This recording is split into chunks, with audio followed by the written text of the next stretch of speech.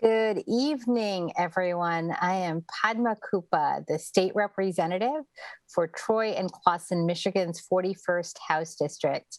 I represent a district as the first Democrat to do so, but also the first pro-choice state representative for this district. And in the Michigan House, we are 52 advocates for reproductive care. And I'm here because I want to share with you the importance of disinformation training and what you're about to experience. I won my first election ever in 8th grade for Latin Club president, but then I won my first election to public office in 2018. And after I won re-election in 2020, I recognized that there was a lot of work that we needed to do to counter the disinformation and the polarization that exists out there. And I was looking for ways to talk about reproductive health care, because more often than not, that was one of the first things that came to be a hot button issue, a divisive issue in the district as I went knocking on doors, not only for the campaign, but also especially during the off year, like this year or in 2019. And so as I engaged constituents and as I talked to people who come to my coffee hours, I wanted to have the information and the language. And when the NARAL disinformation training popped into my box, I was like, maybe I should take this training. And last year after the election, I signed up and I attended. And I was asking questions in the chat window, and somebody saw and they said, they recognized me for being there, and I was very excited. And then I went on to ask if we could do that for our local community. We have a group of activists and advocates on the issue, as well as local groups that are seeking to go talk to neighbors and sort of address the polarization and bring people back to the common working family issues. And so we decided that we would hold a training similar to this one for our community here in Troy and Clawson. And we partnered with Troy Indivisible, and we sent it out. And I actually sent it out. I was very passionate about this issue. I'd been advocating on it since graduate school. And I asked my daughter, who was at the time just had finished being the president of Med Students for Choice in her medical school program, and asked her friends, and then asked my cousins in other states who also care, just reach out to everyone right? Everybody has 5 friends, probably 50 friends. And so learning to organize around this issue. And so when we did this, we ended up with over 180 people. And so I'm very excited that even more of you are here today to hear Elliot and Gabby, because they are fantastic. The information that they will give you today should get you pumped on how to talk to family members and friends who may not be active and proactive about protecting women's reproductive health, because that's why we're here today. This is so important. In the last 4 years and over the last 4 decades, the work that has been done to take away reproductive freedom for all women, how much we are targeting women, especially women of color, women in need, and how they're not able to get it. And so if we are all going to fight for each other and lock hands, this disinformation training is one of the most powerful things that you can do.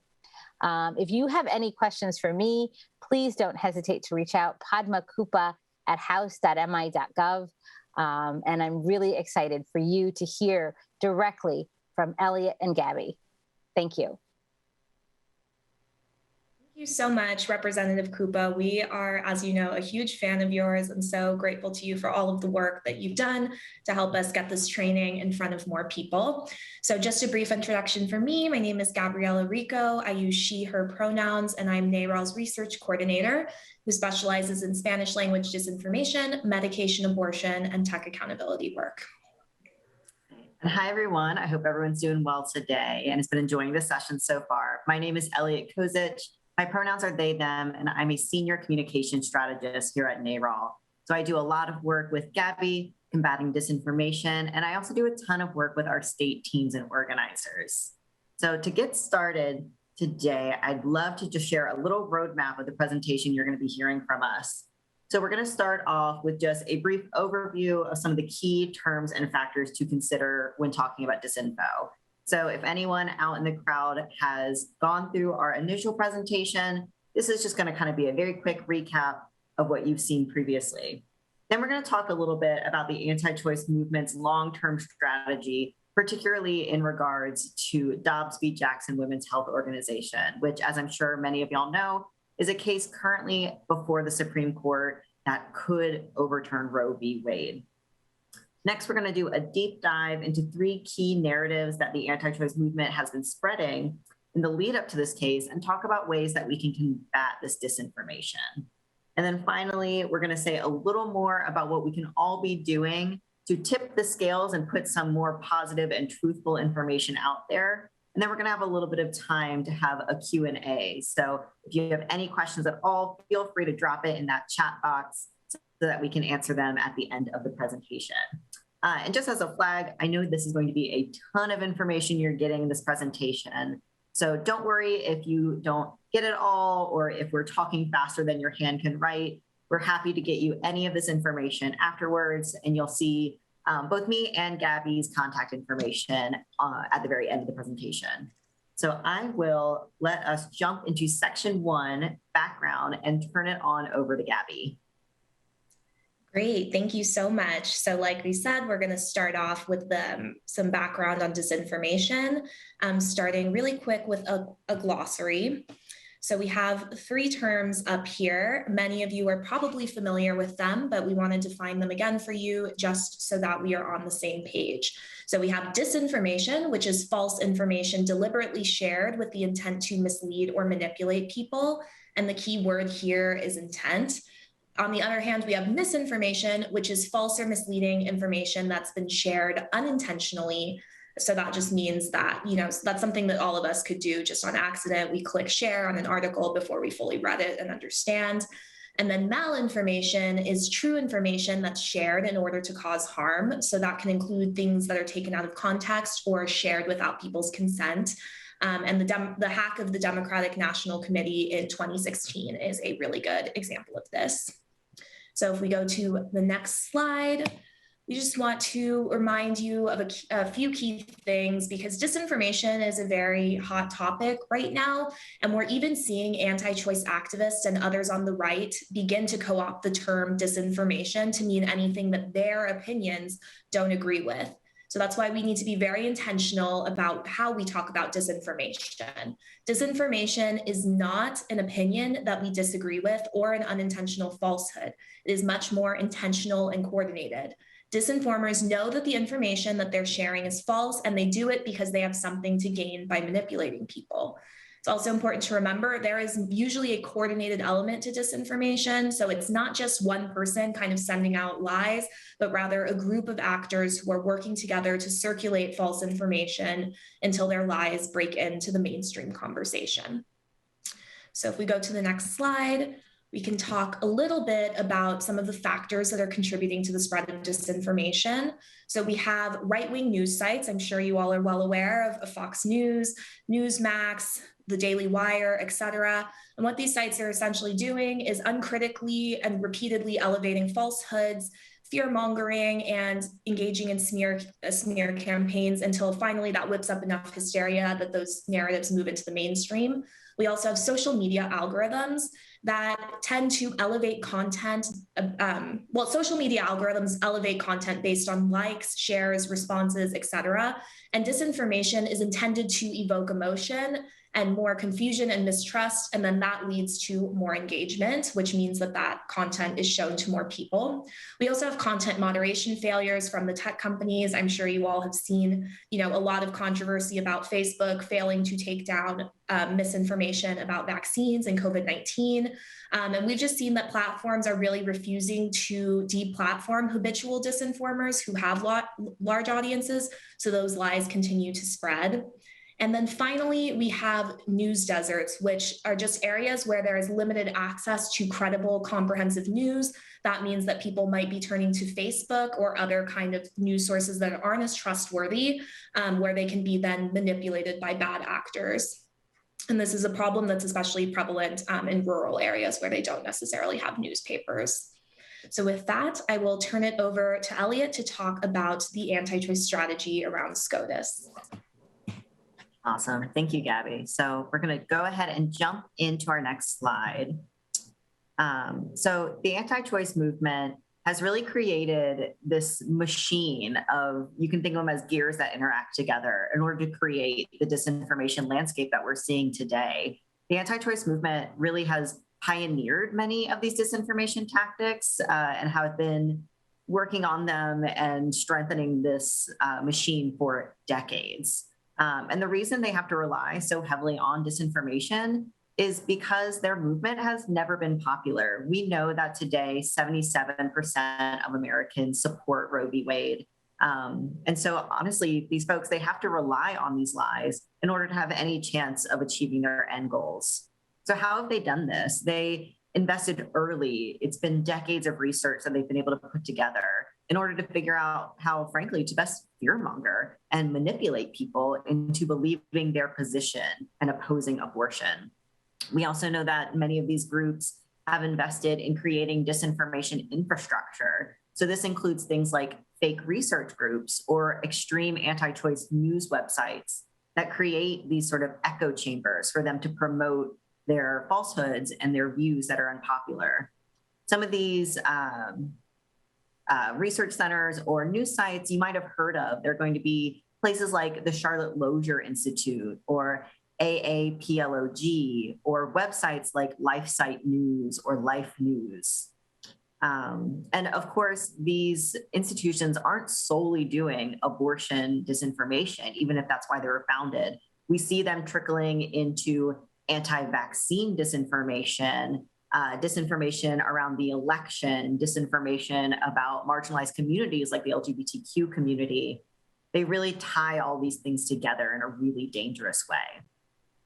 And a lot of this disinformation, it might begin in these sort of like dark crevices of the internet, but that's not how it works necessarily. The fact that these institutions have these news sites and these research institutions shows us that it's a top-down situation where these leaders who have these money and influence and power are able to trickle down disinformation. And that's where you might see it on, say, the Facebook of one of your family members.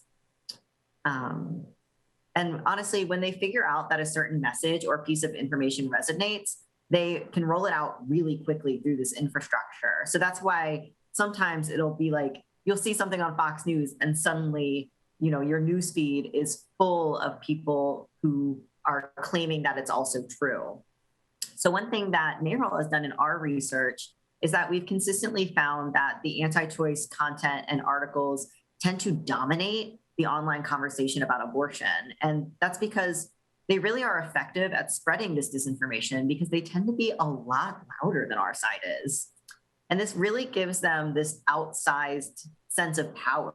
They're a minority, but they seem like the majority because of simply how loud and extreme and how often we're hearing from them.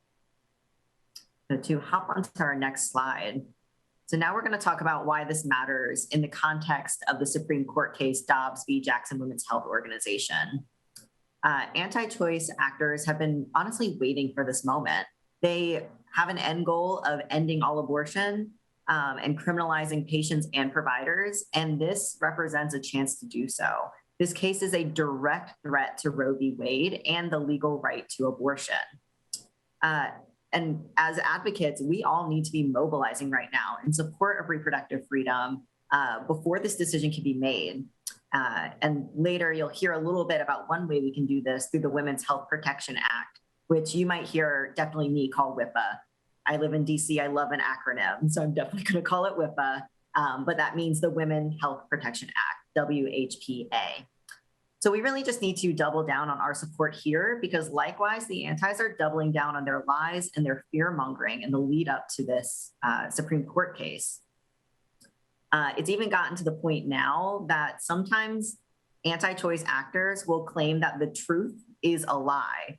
So they claim that disinformation exists. Nothing they're saying, it's only the truth is disinformation. So it's they use tactics and turn them on their head in order to reach their end goals. And so with that, now that we have this context around the Supreme Court case, we're going to dive a little deeper into some of those narratives that we see the anti-choice movement pushing and the tactics that we as advocates can use to combat them. So I'll turn it back over to Gabby. Thank you so much. So if we could go to the next slide, we will talk about some of the key disinformation tactics really briefly. I'm not going to spend too much time here because we're going to talk about each of these more specifically when we go into the narratives.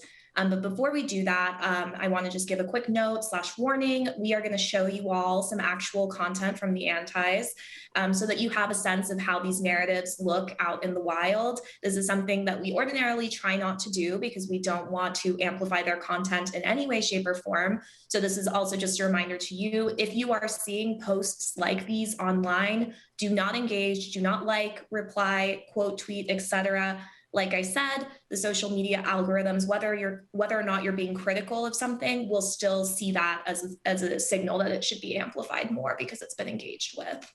So that being said, let's jump into the first narrative, which has to do with the anti-choice activists co-opting feminism and anti-racism to push their extreme agenda. For me personally, this one is super frustrating given that I have been watching these people and doing research on them and know exactly that they do not stand for feminist or anti-racist values in any way, shape, or form. But as you can see, we have two examples up on the screen here so that you can see what these claims typically look like. We have the first tweet from Students for Life. And this kind of demonstrates how they claim to be helping women by restricting their right to make decisions about pregnancy. And then the second tweet from Live Action is a really disturbing tweet implying that abortion providers are targeting Black communities. And what this is essentially doing is co-opting Black Lives Matter and erasing Black pregnant people's agency. So the strategy here is really transparent. They are trying to protect themselves from valid criticism of how their policies harm women and communities of color by kind of making these claims that have no basis in reality. And this also is kind of a bid to help them seem less extreme to people who may be predisposed to feminist values or support anti-racism. And the tactic that we can really see going on here is repetition. So they make these types of claims all the time, at least multiple times a week from all of these organizations. And they're making them over and over and over again with zero evidence so that audiences who see them multiple times are more likely to believe them. We know that with repetition, if you are seeing or hearing something multiple times, you are more likely to believe it, even if you have no other reason to believe it besides the fact that you've heard it. And so that's what they really rely on here. These claims don't make any sense when you kind of like interrogate them a bit more, but on the surface, if they just repeat them over and over again, people may believe them. And they're really just counting on people not thinking critically to muddy the waters of the discussion about abortion overall. So if we go to the next slide, we can talk about how to combat it.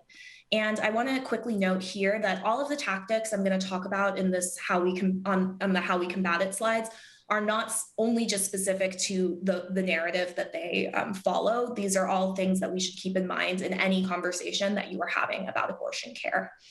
So number one, the most important thing to do is to recenter the pregnant person in conversations about abortion. The antis really work hard to erase pregnant people and just focus people's attention on babies and, quote, wombs.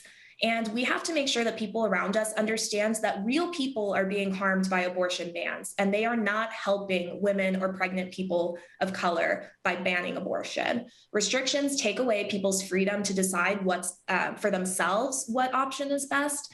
And this is also really important to remember with claims about racism and abortion, because what they're essentially doing is erasing Black pregnant people's agency, or worse, accusing them of harming their own communities because they're seeking healthcare that they personally need and making personal decisions.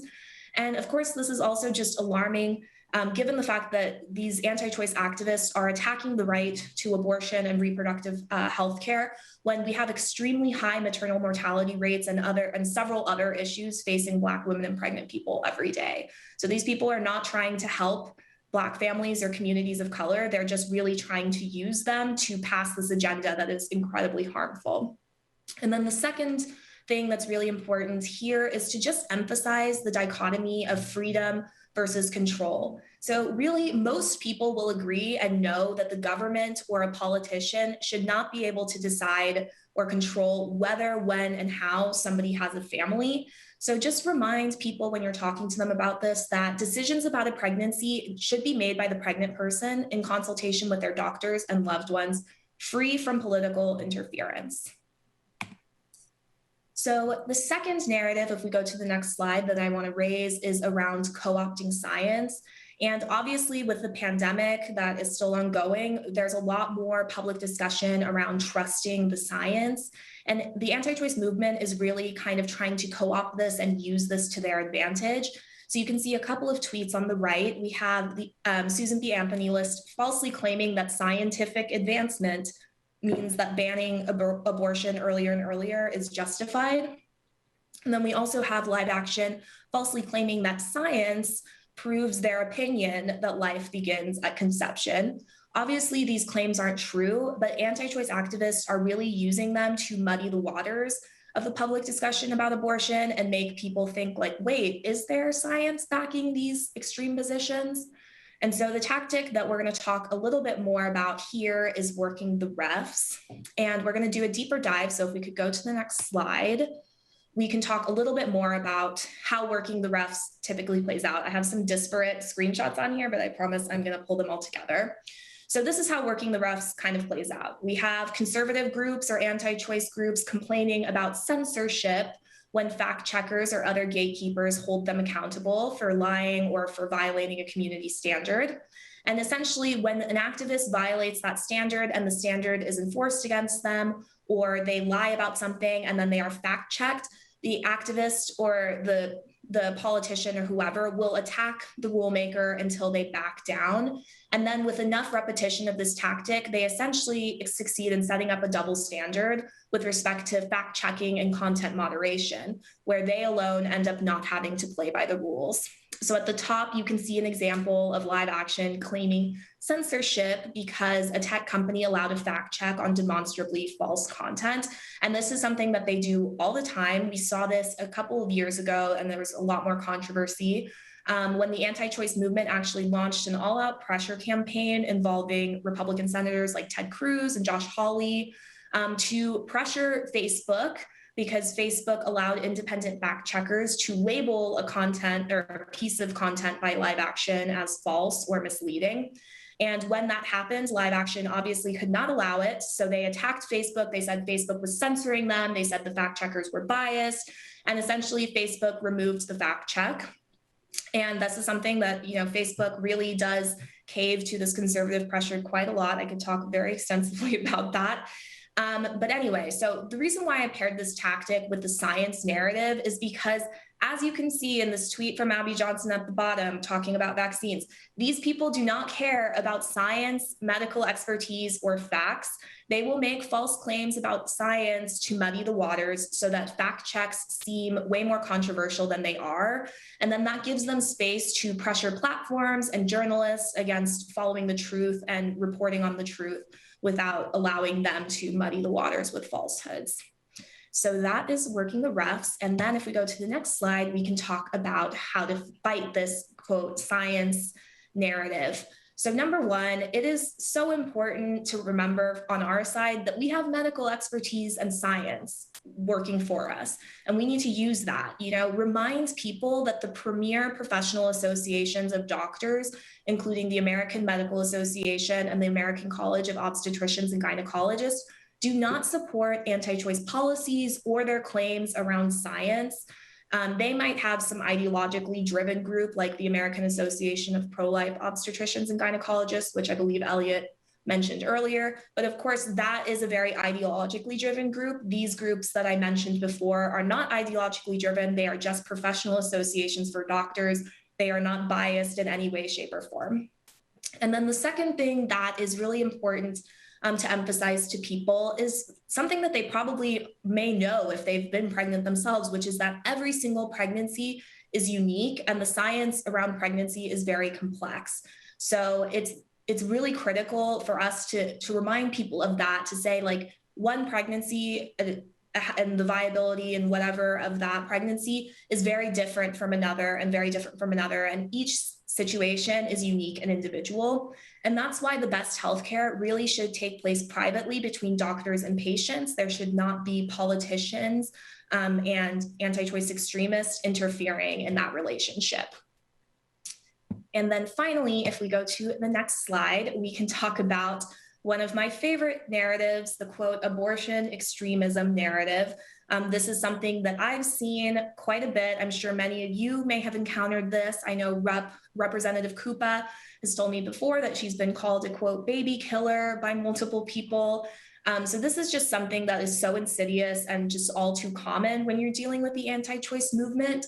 And what this essentially involves is accusing anyone who does literally anything. It could be the most mild thing. It could be something that's actually very proactive, but anything that they do in support of abortion or reproductive freedom, they are, quote, an extremist. And this also involves fear-mongering about abortion using medically inaccurate and completely misleading terms like abortion up to the moment of birth or unlimited abortion. And if any of you have tried to get an abortion, I'm sure that you can say in many states, it is not just like you can walk up 9 months pregnant and have an abortion. Abortion up to the moment of birth does not exist. But this is just something fake that they say to make us seem really, really extreme and out of left field, even though it has no basis in reality. And you can see on the right a couple of tweets from SBA List doing this kind of around the Women's Health Protection Act, just making it out to be so extreme, when in reality, it is just protecting our basic right to access reproductive health care.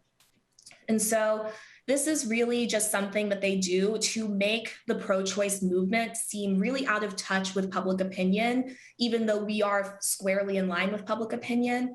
And then that just primes people to start to look at restrictions, policies, and even just news about abortion in a very skewed way. And so people feel that their opinion in support of reproductive freedom is out of the norm. They don't want to talk about it.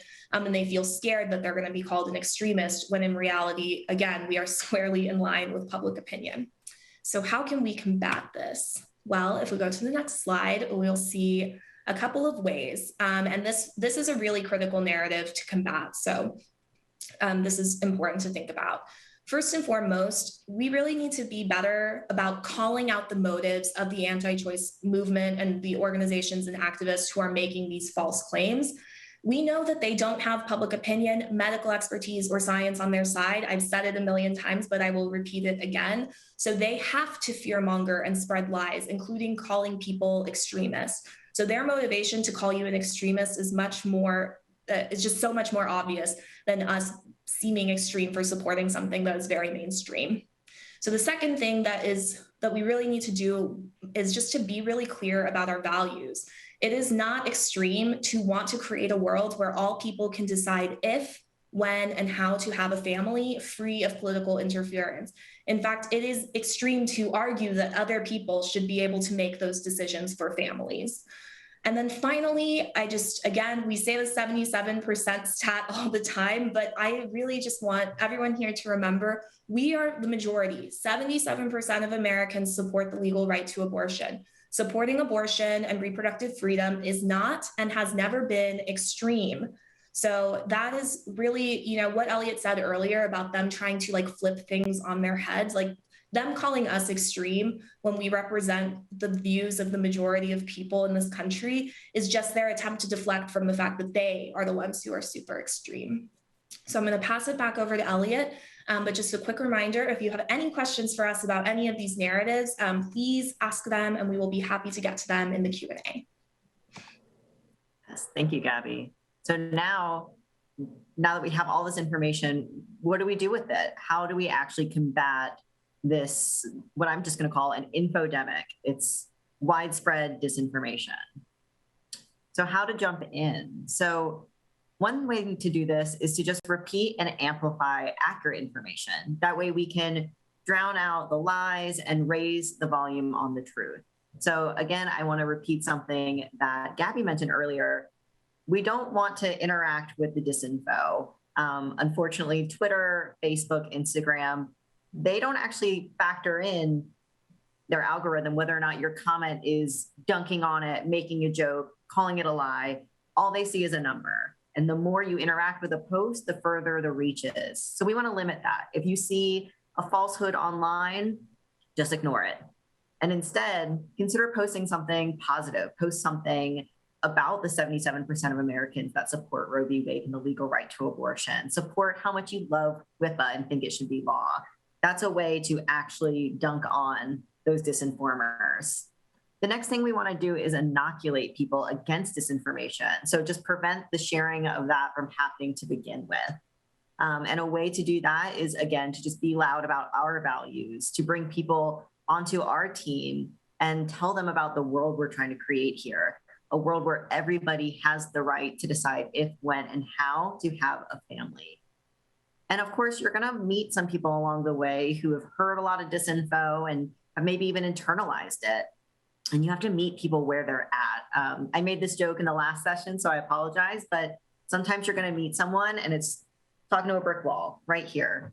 And what you do when you encounter that is just think about where they are and how you can bridge that divide between the two of you. Provoking defensiveness or trying to call them out directly and be like, you're lying. That tends to make people feel tense. It tends to make people close off. And suddenly that brick wall might suddenly feel more like it's made of steel. So we don't want to necessarily call people out or provoke these sort of arguments. We want to meet them where they're at. And a good strategy to do that is by asking questions and shifting that narrative. So if you hear someone who's repeating disinformation, just asking, where did you hear that originally? Or do you know where that comes from? That's a way to open the conversation up and get them to start thinking about, where did these messages come from? And are they from trustworthy sources? And this can really help some people to just consider an alternative view, because you're not necessarily attacking them. You're just asking them to think a little deeper about where their information comes from. On the next slide, I want to share something I love. I'm a comms person. I love an action item. I love a call to action. So one thing that we would love, and it really ties together a lot of these tactics that we've been talking about today, is sharing your support of the Women's Health Protection Act, or WHPA. This is a way to repeat and amplify some accurate information, and very importantly, avoid sharing disinformation. Cannot be repeated enough. When you see disinfo, don't touch it. No matter how much fun internet points it might get you if you have a good joke. I know sometimes we want to make that joke, don't make the joke. Instead, talk about why you support reproductive freedom, and particularly in this moment, why you support the Women's Health Protection Act. So on this slide, you're going to see some language that you can use on social media or in conversations with your friends and family, or when calling your representatives in Congress, or if you're meeting with them to talk about WHPA during the August recess, which I know some of y'all are. Here's some good information that you can use to talk about this. And you'll also be receiving some information about WHPA in a PDF form. So if you want to take a screenshot of this slide, go for it. It's some great information. And, I'm going to use one of our tactics right now because we've talked about repetition. So I'm going to say this again. Repetition, repeating these things over and over again, makes people more likely to remember the information you're sharing and more likely to agree with what you're sharing. And one reason that this tactic works really well for us is because we also have the truth on our side. So repeating that truth over and over and over again is what's going to change some of these hearts and minds. And it can start to persuade people. So what this looks like, it just means being loud about what you stand for and where your values are. So when you're online, on social media, when you're in these meetings with elected officials, or honestly, when you're at the gym, turn to the person on that treadmill next to you and be like, hey, have you heard of WHPA? It's a great conversation starter. Obviously that's in jest, but truly these conversations can happen anywhere, and they should happen anywhere, because these are our values and this is the future we want. And it's time to start normalizing it because we are the majority. And repeating these things is a form of inoculation in its own. So that person on that treadmill next to you, maybe they have no clue anything about this argument. And because you just decided to make that little small talk really quick, suddenly they're like, maybe I should go home and figure out what that person next to me was talking about because it was wild. And then they can join our side and we can start inoculating people against disinfo and bringing them into that 77% of Americans. So with that, we're going to move our next slide. We're going to start talking some Q&A. So if you saw me kind of jutting over here mid-presentations, because I was seeing some of y'all's incredible questions. So I want to start off with a question that says, what happens if Roe v. Wade is overturned in Mississippi? Does that mean that people who live there and want access to safe abortion won't be able to access it? And so I want to start off by saying it kind of, in some ways, depends on what we do as advocates. We've been talking about WHPA throughout this day, and you'll hear more about it if you join us tomorrow. But if we're able to pass the Women's Health Protection Act, that does help to ensure that everyone remains able to access abortion care. But we have to do it before this decision is made in the Supreme Court case. So that's what I want to say first. Let's make the future we want and advocate as hard as we can to get WHPA passed before the Supreme Court even makes the decision and even has the opportunity to overturn Roe. But of course, I also want to talk about what could happen if Roe is overturned without WHPA. And we know that, if Roe fell tomorrow, if everything present day is as it is and Roe fell tomorrow, we know that 24 states, including Mississippi, would likely take action to completely ban abortion.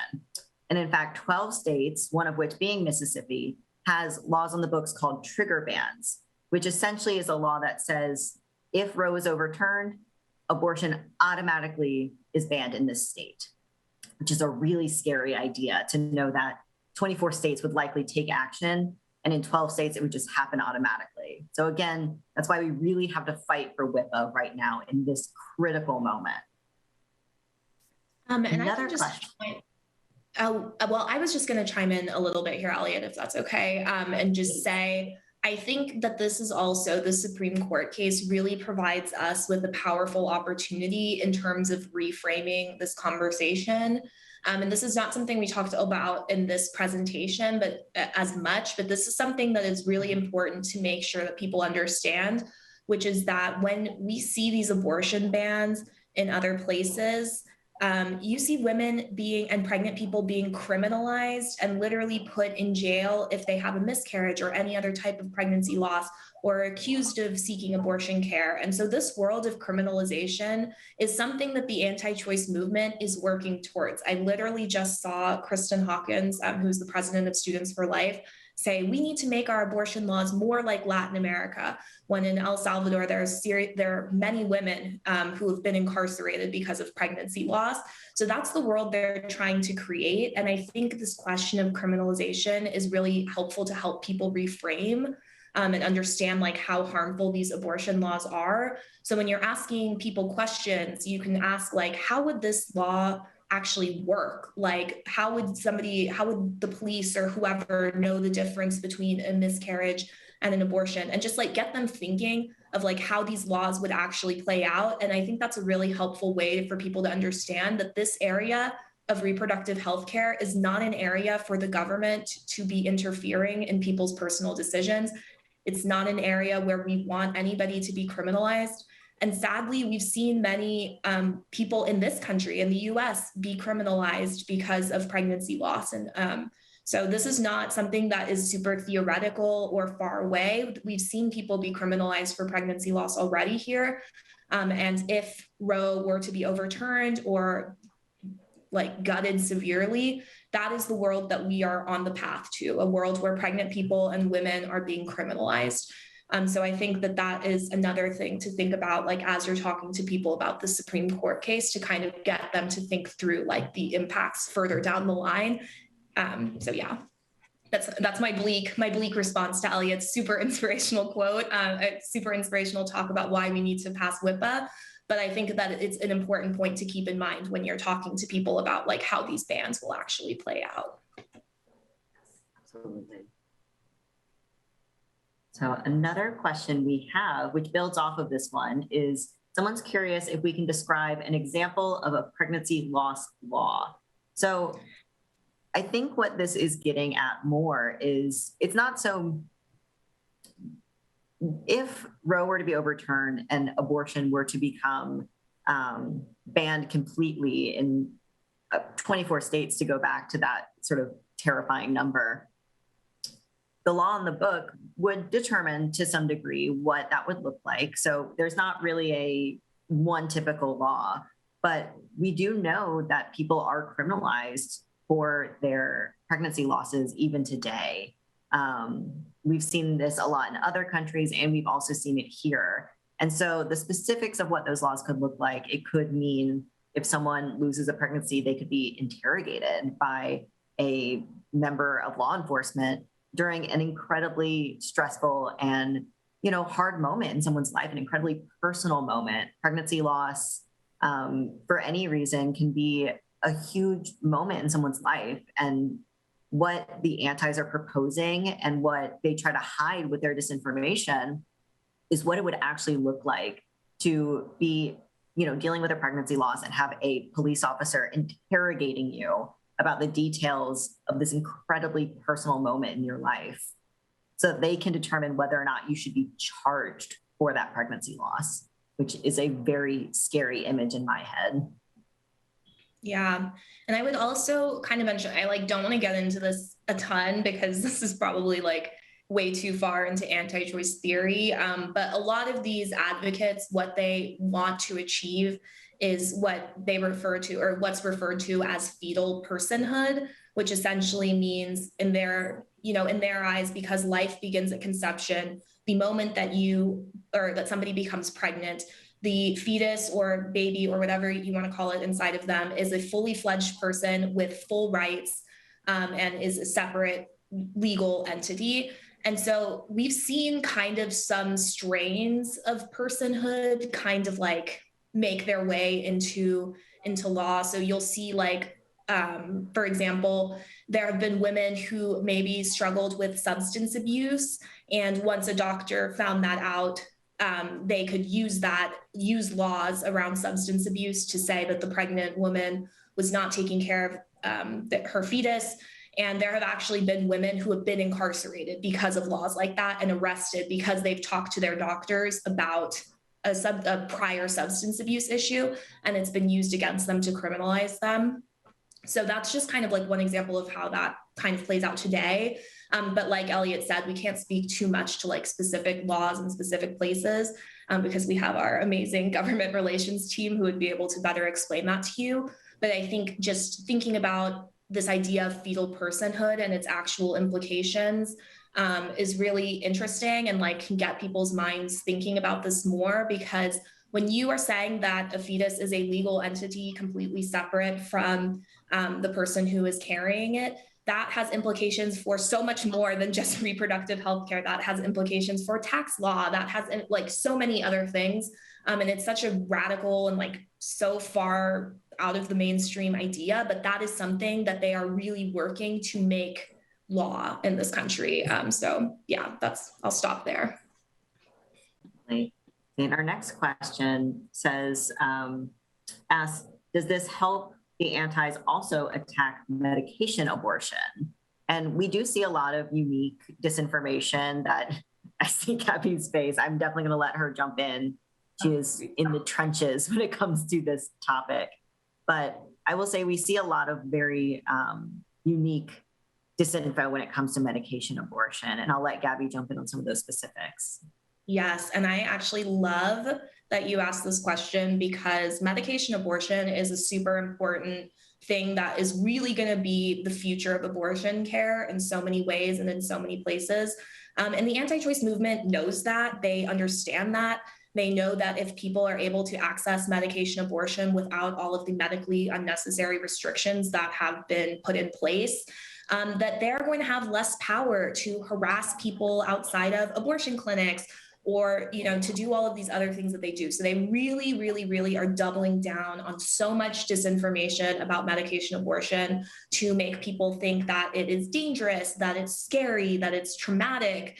And none of that is really true. None of that is proven. Everybody obviously has different experiences, but we know the facts. The facts are that medication abortion has been approved in this country for over 20 years. There have been very, very, very few adverse effects from that. And by and large, this has just been a really great thing to help expand abortion access earlier in pregnancy. So yes, this is exactly, the anti-choice movement loves spreading disinformation about medication abortion because they know that that is where the future of abortion care is going. And so that's something that you should all also keep an eye on. We also have, because of the pandemic, some of the restrictions on medication abortion were lifted because they are, again, medically unnecessary. And we did not see all of these horrible impacts that the anti-choice movement was claiming were going to happen. We just saw, that people were able to access the care they needed in a way that made the most sense for them. So I'm really hoping that very soon we're going to have different not regulations, but there's going to be lifting some of these medically unnecessary restrictions. But that's definitely a good question and something to keep an eye out and talk to people about and make sure that they understand medication abortion is not Plan B. Medication abortion is not birth control. It is something completely separate. And it's also something that is very common. It's a very commonly used method for abortion care early on in pregnancy. And Gabby, I want to follow up on that last point you made, because even though we all know that medication abortion and things like Plan B and birth control are not the same thing at all, the antis will conflate them and will act as if they're all the same thing intentionally. That is a form of disinformation within itself. And the reason they do that is because we know that ending Roe is a huge part of what they want, but it is not going to be the end of their advocacy. We know that these anti-groups are opposed to birth control, are opposed to Plan B, are opposed to things like IUDs. And they're not going to stop with just ending Roe, just ending legal abortion, just ending medication abortion. They're going to keep going along this path. And that's why it's important that we stop this disinfo now, because they are out there explicitly saying that birth control can cause abortion, explicitly saying these things, all of which are false, because they have an end goal of eventually fighting against birth control with the same fervor they are fighting against Roe.